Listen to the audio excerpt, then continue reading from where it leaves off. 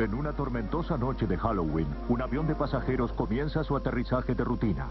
Aunque lo que ocurre luego, nada tiene de rutina.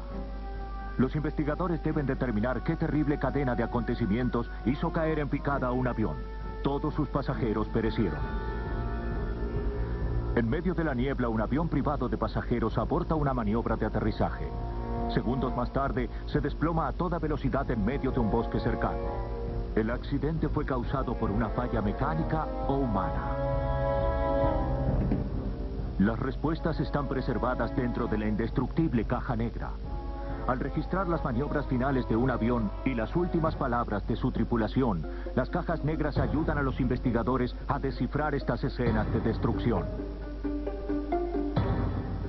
Después de un accidente, la caja negra a menudo es el único testigo del terror.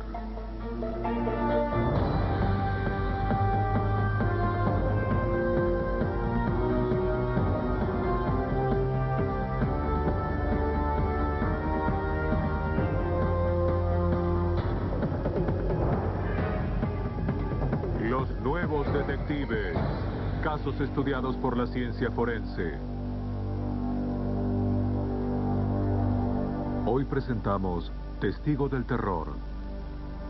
La noche del 31 de octubre de 1994, el vuelo 4184 de American Eagle despegó en medio de la lluvia desde Indianápolis hasta Chicago. A medida que el avión bimotor se acercaba a su destino, el control de tráfico aéreo informó a la tripulación que había atrasos. Una feroz tormenta estaba demorando el tráfico alrededor del aeropuerto internacional de O'Hare. El avión debió esperar mientras sobrevolaba un área rural al nordeste de Indiana. Los pilotos notaron la presencia de cierta formación de hielo y activaron el equipo diseñado para eliminarlo de las alas.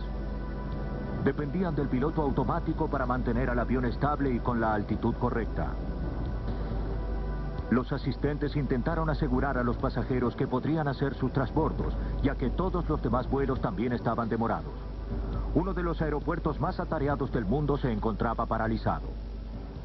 Mediante un anuncio que los expertos luego reconstruyeron, el capitán intentó calmar a los inquietos pasajeros. Bien, amigos, de nuevo les habla el capitán. Realmente lamento informarles que el control de tráfico aéreo dice que debemos esperar otros 13 minutos. Los mantendremos al tanto de cualquier novedad. Hacía más de 30 minutos que el avión estaba dando vueltas. A causa de la tormenta, algunos pasajeros habían dudado si debían abordar el vuelo. Ahora estaban cada vez más ansiosos. Finalmente, el vuelo 4184 obtuvo permiso para comenzar con los procedimientos de aterrizaje. Vuelo Eagle 184, descienda y manténgalo a 2.500 metros. Descendemos a 2.500 metros, vuelo Eagle 184. Vuelo Eagle 184, dentro de unos 10 minutos tendrán pista. Bien, gracias. Fue la última comunicación que el vuelo 4184 tuvo con la torre de control. Cuando el avión comenzó su descenso, algo salió terriblemente mal. En lugar de estabilizarlo a 2.500 metros de altura, el avión comenzó a descender a gran velocidad. Cayó verticalmente hasta los 2.100 metros, 1.800 metros, 1.500 metros. A los 1.200 metros desapareció de la pantalla del radar. El avión se precipitó sobre un campo de soja en el área rural de Indiana y se destrozó con el impacto. A pesar de la lluvia y las heladas temperaturas, los trabajadores del servicio de rescate buscaron a lo largo de toda la noche cualquier señal de vida de los 72 pasajeros y la tripulación.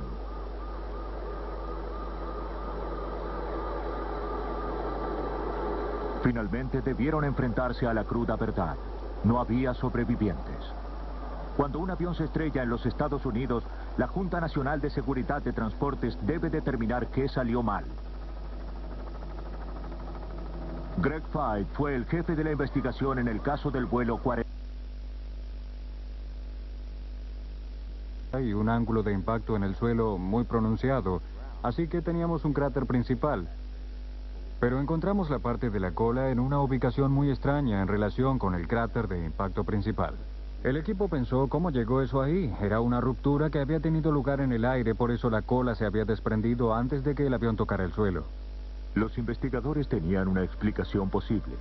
Una falla estructural pudo haber hecho que la cola se partiera durante el vuelo. Pero las colas de los aviones no se rompen fácilmente. Algo debió haber ocasionado la falla. Se necesitaba examinar más evidencia y recopilar más datos. El clima de esa noche proporcionó la primera pista. Las condiciones eran ideales para las formaciones de hielo. Para muchos, la lluvia helada bajo la cual volaba el avión pudo haber sido un factor importante. Aunque parecía imposible que la formación de hielo sobre las alas pudiera causar la ruptura de la cola. La única manera de determinar qué había pasado en realidad era estudiar la caja negra del avión. Una caja negra comprende dos cajas que no son negras, sino de color naranja para que sean más fáciles de encontrar. Una de las cajas contiene un registro del funcionamiento mecánico del avión. Se la llama grabadora de datos de vuelo. La otra es la grabadora de voces de la cabina, que es a prueba de impactos y contiene un registro de todo lo dicho por los pilotos. También graba alarmas, ruidos de motores y quizás el horrible sonido del impacto. Unas horas después, las cajas fueron llevadas a la Junta de Seguridad en Washington.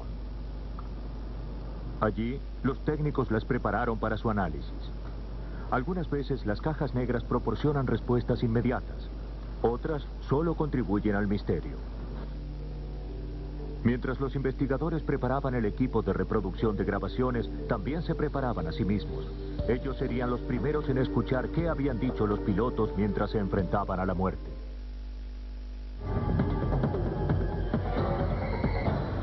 Los nuevos detectives.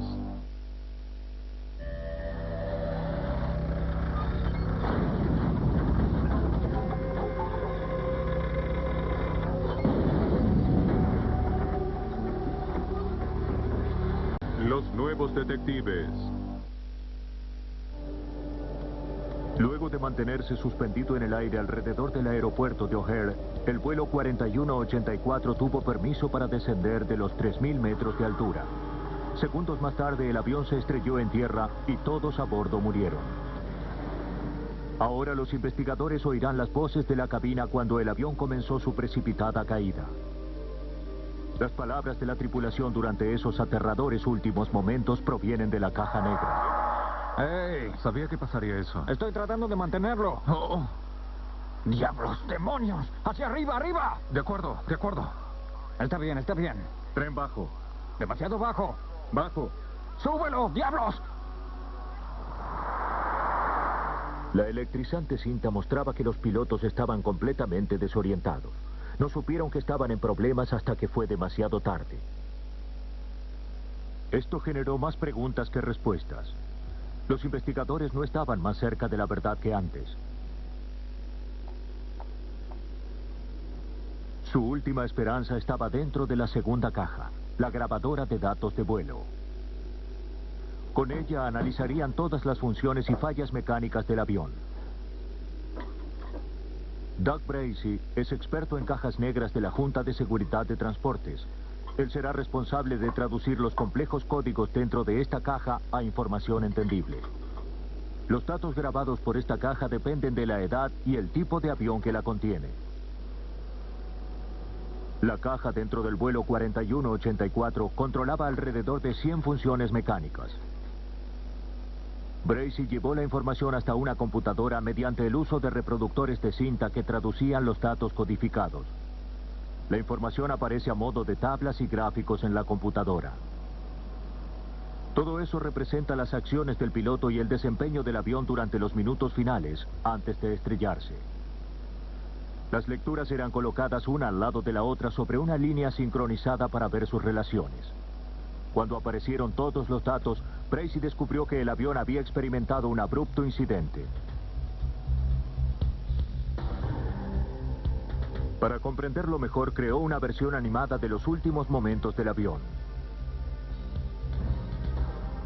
Es muy difícil tener sentido del tiempo y de cuán rápida o lentamente puede ocurrir algo con solo observar números y gráficos. La animación nos ayuda a ver qué tan rápido ocurrieron las cosas durante la secuencia del accidente. La animación combina todas las funciones del avión justo antes de caer, en forma de un modelo visual que los investigadores pueden analizar. Comenzaba cuando el avión empezó su descenso desde los 3.000 metros de altura. Sin advertencia alguna, se desconectó el piloto automático. Los alerones, o sea, las aletas de control de vuelo situadas sobre las alas, de repente se rompieron. El avión se volcó violentamente hacia la derecha.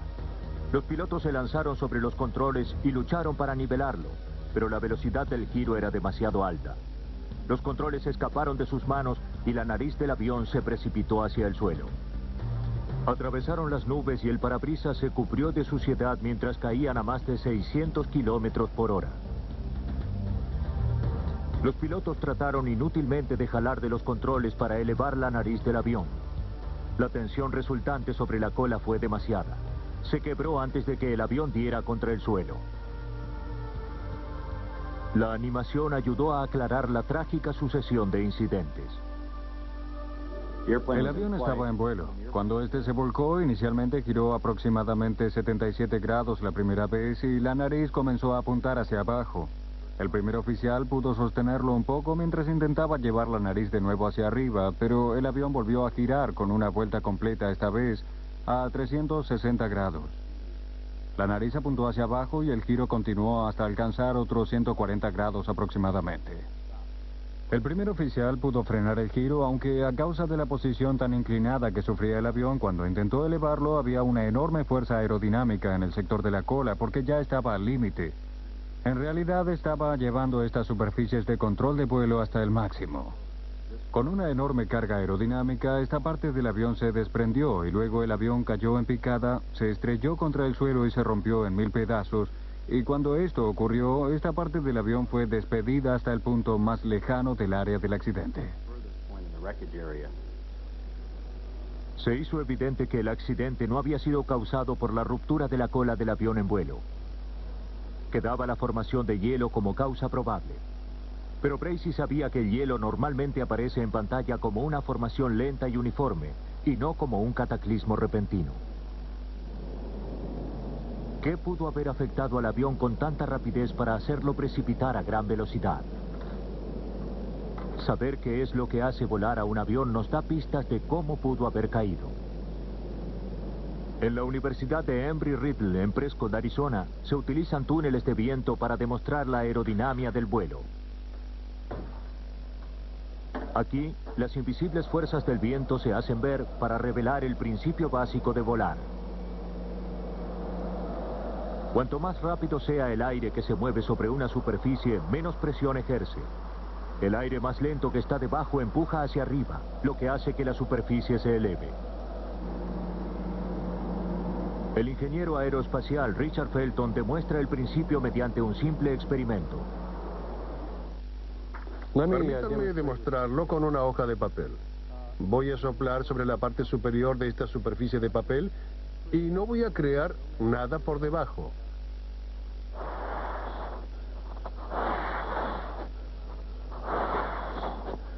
Como pueden ver, el papel se eleva. Las alas no son planas como el papel, pero el principio es el mismo. El aire se mueve con más rapidez a través de la parte redondeada del ala porque tiene más superficie que cubrir. Pero es imperioso que la superficie superior sea lisa, de manera que nada detenga el flujo del aire. Si el flujo de aire es alterado, el objeto perderá la presión que lo eleva. Cualquier objeto extraño sobre las alas puede interferir en el flujo del aire. Por ejemplo, puede haber formaciones de hielo que luego se rompan y dejen bordes irregulares que pueden producir turbulencia suficiente como para hacer caer a un avión. El vuelo 4184 era un avión ATR-72. Los investigadores de Roslow descubrieron que estos aviones tenían un historial de problemas de formaciones de hielo. Pero la caja negra mostraba que su sistema de descongelamiento funcionaba correctamente y que los registros no mostraban índices normales de formaciones de hielo. Luego los investigadores se enteraron de la existencia de un fenómeno climático llamado gotas de llovizna extra frías, o sea, una lluvia helada. Al consultar con los meteorólogos, se enteraron de que las condiciones climáticas de aquella tormentosa noche de Halloween eran propicias para la presencia de este fenómeno. ¿Habrá sido el clima el factor trágico? Para averiguarlo, el fabricante del ATR se decidió a sobrevolar el desierto de Mojave, en California. Allí, intentó recrear las condiciones exactas de la tormenta. En un experimento llamado ensayo en canal hidrodinámico, un avión modificado de la Fuerza Aérea de los Estados Unidos generó una nube de hielo de 2,5 metros de ancho. Un ATR como el de Roslow voló dentro de la nube.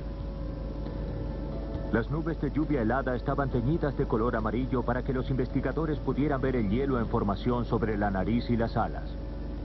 Para asegurarse de no repetir la tragedia, los pilotos de prueba volaron a gran altura para tener más tiempo de recuperación y estaban preparados para eyectarse de ser necesario. En primer lugar, lanzaron una lluvia helada normal. Las pequeñas gotas de agua se congelaron en el instante en que tocaron la parte delantera de las alas, pero el sistema de descongelamiento derritió el hielo. Luego lanzaron una nube de gotas de llovizna extra frías. Cuando las gotas tocaron las alas, no se congelaron al instante, sino que se extendieron sobre el ala y congelaron la superficie trasera, fuera del alcance del sistema de descongelamiento. Finalmente, la última pieza del rompecabezas ocupó su lugar. Cuando el ala está libre de elementos extraños, estas bandas de viento fluyen suavemente por sobre la parte superior e inferior. Pero en el caso del accidente de Roslow, teníamos el obstáculo del hielo, que se ve representado por este triángulo, que hizo que el flujo de aire fuera alterado. Cuando el flujo del aire tuvo que regresar a la parte superior del ala, se volvió muy turbulento porque el borde no era parejo, que está representado por esta área aquí.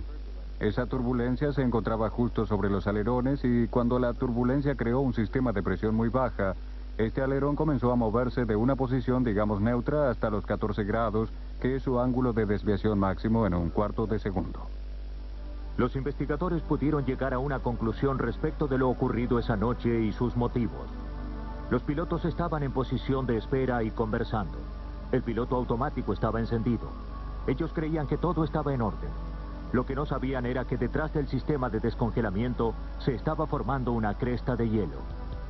Cuando el avión empezó su descenso, el hielo comenzó a derretirse. Lo que quedó de él dejó bordes irregulares sobre el ala y esto causó un flujo de aire turbulento. La turbulencia creó un poderoso sistema de baja presión que actuó como vacío, o sea que literalmente absorbió los alerones hacia arriba y esto hizo girar al avión. Los intentos de enderezarlo solo consiguieron partir la cola. El avión entonces se precipitó hacia la tierra. Después, todo quedó en silencio, a excepción de la lluvia y luego las sirenas.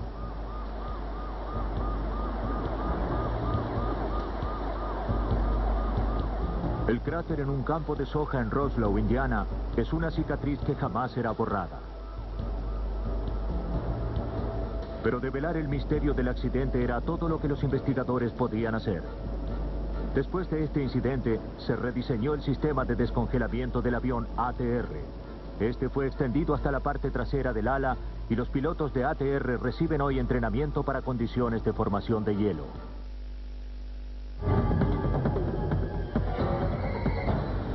Los nuevos detectives. Las montañas de British Columbia se encuentran entre las más imponentes de Norteamérica. Y para los pilotos que vuelan entre ellas, pueden ser engañosas. En 1989, 2 jóvenes pilotos de la aerolínea Skylink llevaban a 5 pasajeros en un taxi aéreo de 19 asientos desde Vancouver hasta Terrace, a solo 640 kilómetros de distancia. Habían recorrido ese trayecto docenas de veces y estaban familiarizados con la densa niebla matinal que a menudo se extiende en esa parte del oeste de Canadá. La mañana del 26 de septiembre fue simplemente el comienzo de un día más. Poco antes de que el vuelo 70 se acercara a la pista de aterrizaje, un banco de niebla de 90 metros cubrió el aeropuerto, y esto llevó la visibilidad a cero. El piloto esperaba ver las luces de la pista en cualquier momento, atravesando la niebla. En su lugar, solo veía bruma. Al hacer bajar el avión para el aterrizaje, tuvo algunas dudas y abortó la maniobra. Pero cuando volvía a elevarse, de repente aparecieron enormes copas de árboles a través de la densa niebla.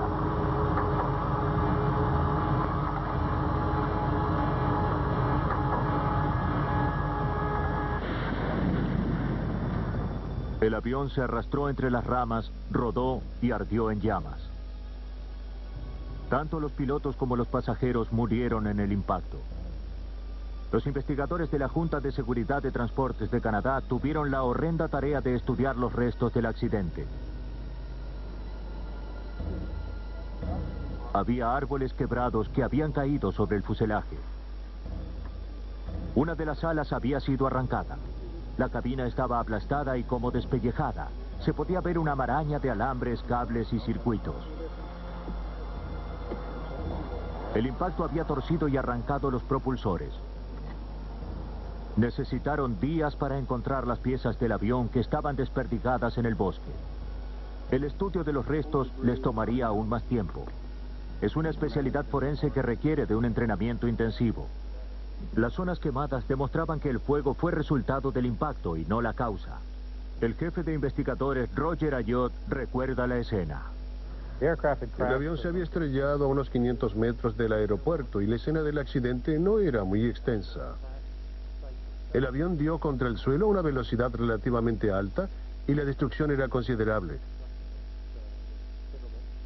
No era evidente cuál había sido el problema al llegar al lugar del accidente.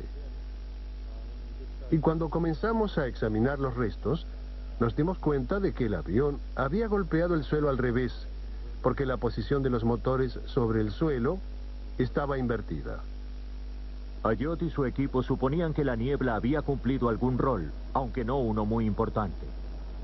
Los pilotos eran experimentados, la colisión había sido demasiado rápida y furiosa y la devastación completa. En medio de los carbonizados escombros, los investigadores encontraron las cajas negras aún adheridas a la cola. Sus exteriores de un brillante color naranja estaban cubiertos de hollín. Quizás las cajas podrían develar el misterio. Fueron llevadas a la jefatura de la Junta de Seguridad de Transportes en Ottawa para ser analizadas. Ya en el laboratorio, el experto en cajas negras Michael Poole y el analista de sistemas Bob Hoyle se sorprendieron con lo que encontraron. La grabadora de datos de vuelo debió haber sido un aparato electrónico que captara la mayor cantidad posible de las funciones mecánicas del avión sobre una cinta magnética o un microchip. En su lugar, había un modelo anticuado y no autorizado, creado en 1951. Su utilización estaba prohibida en muchos países. En lugar de un circuito electrónico, la caja usaba un punzón para dibujar la información sobre un rollo metálico. Bien, la grabadora de datos de vuelo de este avión era un diseño viejo. Era una grabadora de hoja, o sea, una hoja metálica con 5 parámetros inscritos sobre esa lámina. Y de esos 5, el encabezado, que es un parámetro clave, en realidad no funcionaba, de modo que de hecho contábamos con solo 4 parámetros, en comparación con los aviones modernos, que tienen 500 o 600 parámetros por segundo. Obviamente aquí hay una enorme diferencia, así que los registros de vuelo eran muy limitados y la información que tenemos es de una resolución muy pobre y necesitamos mucho tiempo para extraer los datos. Hace años, la grabadora de hoja metálica fue un avance tecnológico porque podía sobrevivir tanto a los impactos como al fuego. Hoy su primitivo sistema amenazaba con cortar la investigación. Para extraer información de las marcas sobre la hoja, Hoyle la ingresó a una computadora. Quizás la tecnología moderna podría darle una mano a su antepasado. Hoyle pudo focalizar la cruda información lo suficiente como para interpretarla. La grabadora de datos de vuelo mostró que el avión se internó en el bosque a más de 320 kilómetros por hora. Pero había una marca que indicaba algo extraño. Un repentino aumento de velocidad antes de que se estrellara el avión. La información era incompleta y contradictoria. ¿Por qué un avión que acababa de abortar un aterrizaje se desplomaría repentinamente? Poole y sus colegas buscaron la explicación en la grabadora de voces de la cabina, pero solo encontraron más contradicciones. El piloto le dijo al copiloto que iban a abortar el aterrizaje, dar un giro para luego volver a intentarlo. En la cinta de fondo, los motores rugían a toda máquina. Eso concordaría con una elevación, y no con el perturbador intercambio de palabras entre el piloto y el copiloto. Los escritos indican que el copiloto comenzó a advertirle que el avión estaba perdiendo altitud. Descendemos. Está bien. Descendemos. Cuando escuchamos la conversación por primera vez quedamos perplejos porque habían equivocado el rumbo de la pista. Empezaron a dar vueltas, se podía oír a los motores subiendo, pedían una elevación del tren de aterrizaje y de los alerones. Estaban empezando a subir y por algún motivo el avión pasó de una subida a un descenso y se estrelló en segundos. Era realmente intrigante y comenzamos a concentrarnos en eso, porque este avión que debería haber escapado de esto sin mayores problemas pasó de un ascenso a un descenso y se estrelló. Las cajas negras solo dieron pistas vagas. No poseían ninguno de los datos precisos que Poole esperaba encontrar en ellas. Comunicó las malas noticias a sus compañeros investigadores. Los espacios en blanco que dejaron las grabadoras de datos primitivos debían ser completados a mano. Un equipo de casi una docena de especialistas en aviación forense tendrían que sumergirse en un trabajo de detectives a la vieja usanza. Afortunadamente contaban con un arsenal de herramientas sofisticadas. El primer paso sería determinar si el motor dañado había sido la causa del accidente o el resultado. Para ello, los investigadores dependían de los servicios del ingeniero experto John Garstan. Garstan se especializa en descubrir pistas en lugares donde los investigadores no pueden ir, como por ejemplo las copas de los árboles. Llevó su cámara estereoscópica a un helicóptero y tomó fotografías en 3 dimensiones de los árboles dañados. Luego utilizó estas fotos para determinar en qué ángulo había caído el avión sobre el bosque. Este es el lugar del impacto. Los puntos rojos son restos del accidente. El avión inicialmente descendió a través del bosque comenzando aquí. Todos los puntos negros son árboles que fueron dañados, la mayoría de ellos cercenados por el avión. Luego creó un modelo que ilustraba el camino del avión mientras se movía entre los árboles. Mostraba que el avión estaba nivelado cuando tocó las copas de los árboles. Ambos motores debieron de haber estado en su lugar para mantener al avión equilibrado. El giro no ocurrió hasta después de dar contra los árboles.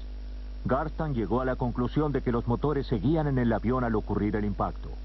Ahora le restaba ver si funcionaban correctamente. Los movimientos erráticos en la parte final del camino trazado por el avión podrían haber sido causados por un problema en los motores. Pero como el grabador de datos de vuelo no tenía lo que Garstan necesitaba, tuvo que diseñar una ingeniosa manera de reconstruir los movimientos del avión. Dibujó un mapa que mostraba la ubicación de los testigos que oyeron o vieron el avión.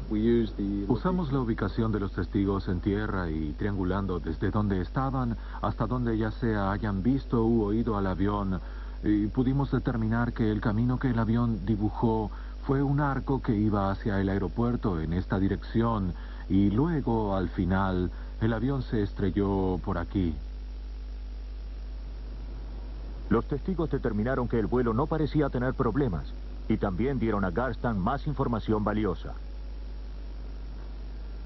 En un principio, los testigos contaron que oyeron ruidos o sonidos con un cambio de tono más agudo, y eso nos hizo pensar en un posible problema de motores o propulsores. Y en el lugar del accidente faltaban partes y el motor derecho presentaba daños enormes que inicialmente nos llevaron a concentrarnos en esa área para ver si se trataba de un área de atención. Los problemas de motores son a menudo la causa de accidentes en aviones pequeños. Para ver si había sido este el caso, el analista en jefe Bill Taylor desarmó los motores golpeados. Si el motor estaba funcionando al máximo cuando se estrelló, tendría marcas de sus partes móviles cuando éstas golpearon contra el cuerpo del motor. Unas profundas marcas indicaban que los motores estaban funcionando bien. La gran cantidad de tierra y suciedad que se encontró dentro de ellos confirmaba esa teoría. Taylor determinó que los motores se encontraban en buen estado. Los sonidos agudos que oyeron los testigos eran ruidos normales de motores rebotando sobre el terreno. Tendría que buscar respuestas en otro lugar. Revisó el tren de aterrizaje que también funcionaba. Estaba casi recogido en el momento del accidente, lo que coincide con el procedimiento de un aterrizaje que ha sido abortado. Hasta ahora el avión parecía estar funcionando perfectamente. Aún no tenían pistas. Los investigadores estaban en un callejón sin salida. ¿Era posible que algo llevara al piloto a aterrizar rápidamente y a correr tantos riesgos? ¿Se habría quedado sin gasolina? John Garstan utilizó una cámara infrarroja para averiguarlo. Los registros como por ejemplo del peso y el equilibrio nos indicaban cuál era la cantidad de combustible. Cuando usamos las imágenes infrarrojas pudimos confirmar que había cantidad suficiente, que había una gran cantidad de combustible. Tenemos la marca en la tierra que dejó el ala derecha y pueden ver un área general que está decolorada, que es donde se regó el combustible. También tenemos sitios donde hubo fuego y donde se rompieron varias ramas. Las fotografías revelaron que el avión llegó al aeropuerto con gran cantidad de combustible, lo que representó otro callejón sin salida para los investigadores. Todo indicaba que el vuelo 70 no debería haberse estrellado, pero lo hizo. Y hasta que los investigadores no descubrieran el motivo, la tragedia podría volver a ocurrir. La pregunta seguía sin respuesta. Luego de abortar el aterrizaje, ¿por qué el piloto empezaría a ascender para luego precipitarse a la tierra? El ingeniero Jim Fuchs revisó el funcionamiento del instrumental del avión. Quizás estaban mintiendo. Bien, observamos los instrumentos y esto nos lleva a observar los relojes y mecanismos internos de los instrumentos porque no todas las grabadoras de datos de vuelo registran todos los parámetros. Por eso, al observar los instrumentos, algunas veces obtenemos información de la base de los relojes, como por ejemplo golpes de agujas, daños en los mecanismos, y todo eso aporta datos sobre cómo estaba funcionando el sistema general en el momento del impacto. Si el impacto fue lo suficientemente fuerte, la aguja debió golpear contra su base y esto dejaría una marca. Aunque la aguja ya no estuviera, la marca seguiría estando allí. La mayor parte del instrumental quedó destruido. Solo el altímetro sobrevivió y mostraba que la altitud era la correcta. El piloto debió haber sabido qué tan cerca estaba del suelo. Nuevamente la solución se les escurría de las manos, aunque Fuchs tenía sus sospechas. Si el avión estaba cayendo, un sistema de advertencia habría alertado al piloto, a menos que el sistema en sí mismo estuviera defectuoso. Dirigió su atención a las luces de advertencia. Los filamentos de las bombillas podrían contarle muchas cosas sobre las condiciones en el momento en que se estrelló el avión. Analizamos las bombillas de luz aunque el avión tenga grabadoras de datos de vuelo y de voces de la cabina. Si sabemos que hubo un problema, una advertencia de algún tipo, entonces observamos las bombillas de luz y decimos, sí, esta luz estaba encendida. O sea que el piloto tuvo una luz de advertencia o precaución. Una bombilla que está encendida, al romperse reacciona de una manera muy diferente a una que está apagada. Para un conocedor es fácil ver la diferencia. Lo que miramos aquí son los filamentos. Y lo que buscamos en los filamentos es una deformación. Como ven aquí,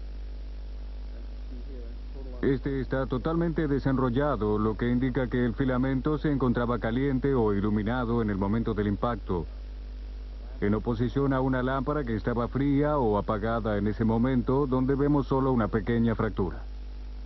Fuchs descubrió que ninguna de las 37 bombillas de advertencia del vuelo 70 estaba encendida. Aunque eso no necesariamente quería decir que todo andaba bien en el avión.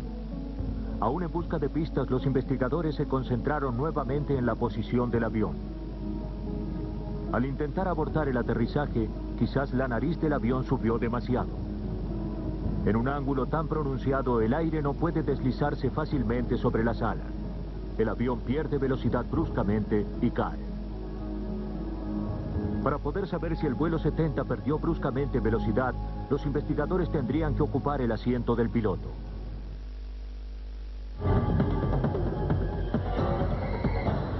Los nuevos detectives. Lo que ocurrió con el vuelo 70 de Skylink no dio lugar a advertencias. Los investigadores debían reconstruir la tragedia.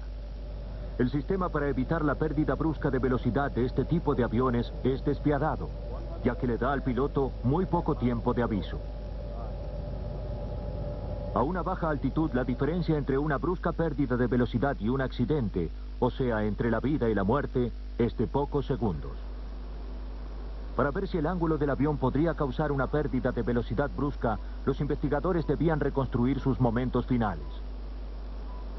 Para ello necesitaban un simulador de vuelo. Ingresaron a su computadora todos los datos que recolectaron junto con las órdenes del piloto de la grabadora de voces. El simulador combinaría esas pistas aisladas para estimar cuál era la posición del avión. Sabíamos cuál era la altitud y la velocidad del avión al comenzar el acercamiento a la pista. También sabíamos cuándo dieron potencia, cuándo recogieron el tren de aterrizaje y cuándo plegaron los flaps. Entonces, pudimos ingresar al simulador y usar esos parámetros que recogimos de la grabadora de datos de vuelo para volar el avión de acuerdo con esos parámetros y luego, a través de ese proceso, determinar cuál era el ángulo de inclinación del avión. Si el avión estaba demasiado inclinado, habría perdido velocidad bruscamente hasta estrellarse. Pero no fue eso lo que ocurrió. El simulador mostró que la inclinación era la correcta. Por eso se descartó la brusca pérdida de velocidad o una falla en el sistema de advertencia. Luego de un exhaustivo análisis del avión desde la nariz hasta la cola, los investigadores finalmente pudieron eliminar la posibilidad de que se tratara de una falla mecánica. Les quedaba un solo lugar donde encontrar respuestas, dentro de la cabina. Para determinar si hubo algún error humano, Roger Ayotte tuvo que meterse dentro de la cabeza del piloto. Una vez eliminada la posibilidad de un error de funcionamiento mecánico del avión, eso ocurrió probablemente un par de meses después de comenzada la investigación, pudimos concentrar todos nuestros esfuerzos en el lado humano y operativo del accidente. Mientras que un tipo de investigación busca pistas físicas, el otro tipo se concentra en las psicológicas. El experto en cajas negras Michael Poole creó un sistema para analizar voces que las convertía en un gráfico y convocó a los expertos en conducta humana Ron Coleman y Beth McCullough para estudiarlo. Para explorar qué pasaba por la mente de los pilotos, analizaron sus palabras finales. Descendemos. Está bien. Descendemos. Su primera respuesta es normal. Sí.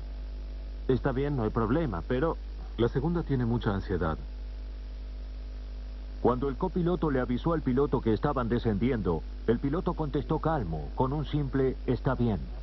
McCullough sintió que había más para leer entre líneas que cuando escucharon la conversación por primera vez. Si hay alguien a tu lado que obviamente está preocupado y cuya voz está más bien agitada, entonces comienzas a preguntarte, ¿este capitán está reaccionando con calma ante la situación? ¿Tiene todo bajo control o no es consciente de la gravedad de la situación? Descendemos. Está bien. Descendemos. Lo primero que notamos fue la ansiedad en la voz del copiloto al pronunciar el segundo descendemos. Después de eso, regresamos y escuchamos toda la cinta muchas veces para tratar de determinar los varios temas operativos que podrían haber surgido o que sí surgieron, y también algunas reacciones humanas que se notaban con claridad con solo escuchar las voces y las pausas y las dudas. En las grabaciones, Coleman y McCullough no escucharon al piloto preocupado, pues no se daba cuenta de que se dirigía a gran velocidad hacia su propia muerte. Descartaron un posible suicidio. Los perfiles psicológicos eran normales. El equipo de investigación sospechaba que el piloto literalmente se había perdido entre las nubes. Perdió la noción de dónde estaban el arriba y el abajo, y no confió en su instrumental ni en su copiloto para corregir su error. ¿El accidente fue causado por un error del piloto? El equipo estaba cerca de descubrirlo, pero antes de afirmarlo, harían falta más pruebas. ¿Realmente el piloto del vuelo 70 se desorientó por la niebla? Para ilustrar lo que pudo haber sentido, Michael Poole ingresó los datos y creó una versión animada de ese vuelo fatal. Además, produjo un avión irreal basado en lo que los expertos en conducta humana creyeron que el piloto había percibido. Un error de aproximación ordenó recoger el tren de aterrizaje. El tren es recogido. Ordena que los flaps suban y el primer oficial ha respondido con los flaps hasta la mitad. Envuelto en la niebla, sin poder ver la pista, el piloto busca alguna guía visual desde su ventanilla. Ocupado en todo esto, no mira sus relojes, no presta atención a la preocupación de su copiloto. La animación muestra que el piloto en realidad confundió el arriba con el abajo. Esta condición recibe el nombre de ilusión somatográfica, que ocurre cuando los pilotos carecen de guías visuales y en su lugar se basan en sus instintos. Básicamente, el cuerpo humano no puede distinguir la diferencia entre una fuerza sobre el estómago que te empuja hacia el respaldo de la silla debido a un empujón, debido a ser acelerado en una pista de despegue, por ejemplo, o la misma fuerza que te empuja hacia arriba por la que sientes los efectos de la gravedad que te echa dentro de tu silla. Aunque el piloto pudo haber actuado bajo una ilusión, las consecuencias fueron devastadoramente reales. Los investigadores regresaron al simulador para experimentar en carne propia la fatal ilusión del vuelo 70. Un simulador es un lugar excelente para realizar una prueba de este tipo, porque se trata de una máquina diseñada especialmente para engañar al ojo y a la mente. En un simulador estás dentro de una máquina que obviamente no puede llevarte a gran velocidad.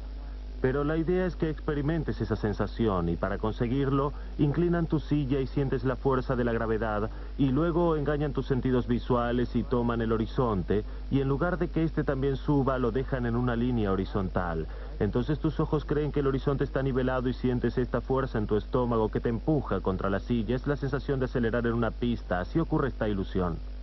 Roger Ayotte realizó el recreado vuelo fatal. La información fue ingresada en la computadora y eliminaron la línea del horizonte para que pudiera experimentar la misma sensación que el piloto. Pero él volaría bajo reglas de vuelo por instrumentos, o RBI, o sea, basándose totalmente en sus relojes para saber en qué posición se encontraba el avión. Reconstruimos el vuelo, pero nos conducimos según condiciones de RBI, o sea que nos concentramos totalmente en los instrumentos y como podrán ver no hay referencias visuales fuera de la cabina. Con la visión obstruida no tenía manera de saber si estaban yendo hacia arriba o hacia abajo al acelerar, pero los relojes indicaban que se dirigía hacia la Tierra. El vuelo simulado probó que el piloto había sido víctima de una ilusión. Uno puede volar confiando en sus sentidos hasta cierto punto. Cuando las condiciones de visión son normales, eso se hace mucho. Sin embargo, si se está volando por instrumentos, cuando hay niebla o nubes o algo así, entonces esos sentidos visuales se pierden y no se puede confiar más en ellos. Las fuerzas del movimiento en 3 dimensiones pueden engañar a la mente. El oído interno regula el equilibrio y nos hace saber dónde estamos, pero necesita una referencia visual. Es extremadamente difícil vencer el instinto humano de confiar en la visión al volar un avión, pero a través de la fuerza de voluntad, un piloto puede mantenerse fiel a sus instrumentos hasta que su mente logra vencer a su cuerpo. Desafortunadamente, el piloto del vuelo 70 ignoraba este peligro. Es necesaria una red compleja de sistemas para que un avión se mantenga en el aire. Y también hace falta una suma de circunstancias para que un avión se estrelle. Tanto en Roseau, Indiana, como en Terrace, British Columbia, una combinación de factores conspiró contra el avión y condenó a muerte tanto a pasajeros como a la tripulación. Pero a bordo de estos 2 aviones estaban las cajas negras. Estos testigos indestructibles, sumados al ingenio humano, señalaron cuál había sido el problema. Al sobrevivir a los accidentes, las cajas negras nos permiten prevenir una incontable cantidad de muertes.